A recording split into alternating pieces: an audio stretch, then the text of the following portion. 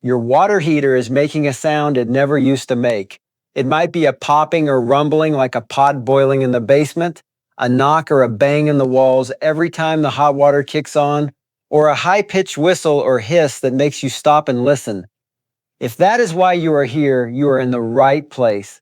The good news up front is that most water heater noises are harmless and trace back to one of about 7 causes, and most of them you can fix yourself or simply stop worrying about.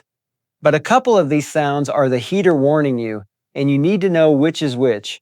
By the end, you will know exactly what your sound means and what to do about it.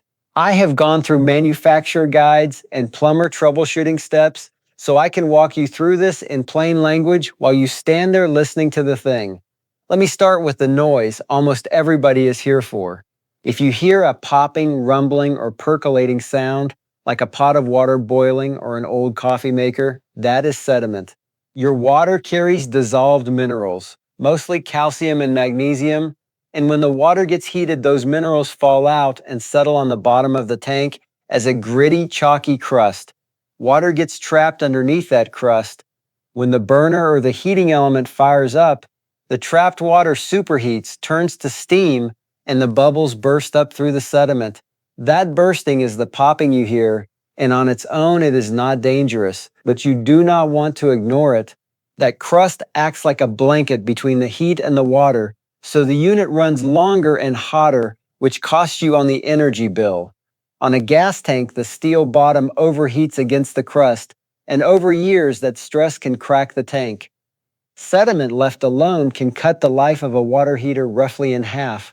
And the longer it sits, the louder the popping gets. The fix is to flush the tank, and most people can do it in under an hour. Turn off the power at the breaker if it is electric, or set the gas valve to off if it is gas, and let it cool about half an hour so you do not scald yourself.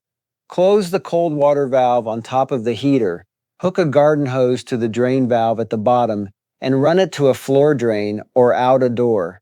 Open a hot water faucet somewhere in the house so the tank can drain without forming an airlock. Then open the drain valve and let it empty. The trick that clears the grit comes next. With the drain still open, turn the cold water back on for about 30 seconds in short bursts, which stirs up the heavy sediment and pushes it out the hose. Keep doing that until the water runs clear with no white flakes or sand. Then close the drain, pull the hose, turn the water back on to refill, and once it runs steady, you can restore the power or gas. Do this once a year and the popping stays gone. Now for the sound that scares people more than it should, the knocking or banging in the walls. If you hear a knock or a bang in the pipes, usually right when the heater kicks on or right after you shut off a faucet, that is almost always your plumbing, not the tank. The first version is water hammer, which happens when a valve or an appliance like a washing machine slams shut and the moving water hits a dead stop, sending a shockwave back through the pipes. Those spikes can hit several times your normal household pressure. The fix is a water hammer arrestor, a small device that screws in near the appliance and cushions the blow. The second is thermal expansion. When hot water flows into pipes that were cold, the metal expands and rubs or knocks against the floor joist or a wall stud as it grows, and cushioning the pipe where it passes through the framing with foam pipe insulation quiets it. And if your pipes are simply loose, strapping them down so they cannot swing and bang solves it. One more thing drives the banging, and it is worth checking. If the water pressure coming into your house is above 80 pounds, what the gauge calls PSI, it bangs pipes and stresses the whole system. You can check it with a cheap gauge that screws onto an outside hose faucet, and your pressure should sit between 40 and 80. If it reads higher, you want a pressure-reducing valve installed at the main, which is a plumber job. Next is the high-pitched one, the whistle or the screech. A whistling or screeching sound almost always means water is being forced through a tight spot. The most common and easiest cause is a valve that is not fully open. If the cold inlet valve or a shutoff is only partly open, water squeezing past it turns turbulent and whistles, so open your supply valves all the way. The same thing happens if the drain valve at the bottom is cracked open, so make sure that one is fully closed. High water pressure causes whistling too, the same over 80 problem we just talked about, so that pressure gauge earns its keep here as well. But there is one whistle you treat differently, and this is the part of the whole video where I want you to slow down. On the side of the tank, there is a valve with a pipe running down toward the floor. That is the temperature and pressure relief valve, and it is the most important safety part on the whole unit. Its job is to open and let water out if the pressure or temperature inside the tank climbs too high, which is what stops a tank from rupturing. So if that valve is whistling or hissing and you also see water dripping out of its discharge pipe, do not brush it off. It means either the pressure inside is genuinely too high or the valve itself is failing. The usual drivers are a thermostat set too high, so set it to 120 degrees, high water pressure, or a sealed system where the heated water has nowhere to expand and needs a small expansion tank added. If that valve is whistling and leaking, call a plumber. And here is the one rule you never break. Never cap, plug, or block that relief valve to make the noise stop. That valve is the only thing standing between a pressurized tank of superheated water and an actual explosion. You fix the cause behind it or you replace the valve, but you never silence it. Now the hiss and the sizzle, because this one depends entirely on what kind of heater you have. If you have an electric water heater and you hear a hiss or a sizzle, it is usually the lower heating element buried in sediment.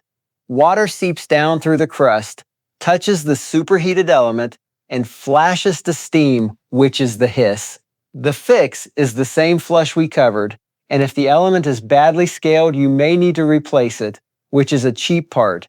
If you have a gas water heater and you hear a light crackle or sizzle when the tank is cold and starting up, that is usually condensation dripping onto the burner, and it stops once the tank warms up. That version is nothing to worry about. But if the sizzling keeps going through the whole cycle, and especially if you see water pooling at the base of the unit, that is different. That is a leak dripping onto the burner or near the electrical parts, and that one you act on. Shut off the power and water, and the gas if it is a gas unit. Do not use the hot water, and call a professional. A couple of quieter sounds are worth naming fast so you can cross them off. A low hum or a vibration on an electric unit is usually the heating element gone a little loose, vibrating as the current passes through it, and it is harmless. Tightening the element stops it. A light ticking or tapping is almost always the heat trap fittings on top of the tank, little check valves that stop water from flowing backward, and they tick as the pressure settles. That sound is completely normal too, and if you have a tankless water heater, the rules shift a little. A clicking sound every time you turn on hot water is normal. That is just the unit firing up. A buzzing usually means a loose fan or part inside. A rumbling or screeching on a tankless usually means mineral scale built up on the heat exchanger, which means it is time to descale the unit, the tankless version of flushing a tank. So here is where you stand. Popping and rumbling means sediment, and you flush it. Knocking in the walls is your pipes, from water hammer, expansion, or high pressure. A whistle usually points to a valve not fully open or pressure that is too high. Humming and ticking are normal and harmless. The two sounds you actually move on are a relief valve that is whistling and leaking, which means call a plumber and never cap it, and a steady sizzle with water at the base, which means shut it off and call a pro. Here is the quick money picture. A flush is basically free if you do it yourself, or about $75 to $200 if a plumber does it. A water hammer arrestor is a $10 to $20 part. An expansion tank runs $40 to $60 plus install. A new relief valve or heating element is a cheap part in the $20 to $40 range. A pressure gauge is about $10 and tells you a lot. The only big ticket item is a pressure reducing valve at the main, a few hundred installed, and only if your pressure is genuinely too high. I have left links to a water pressure gauge, a water hammer arrestor, a replacement relief valve, an expansion tank, and a descaling kit down in the description so you can grab whatever your sound points to. You can handle this. Most of the time that noise is just your heater asking for a flush or a cheap part, and now you know exactly which one it is.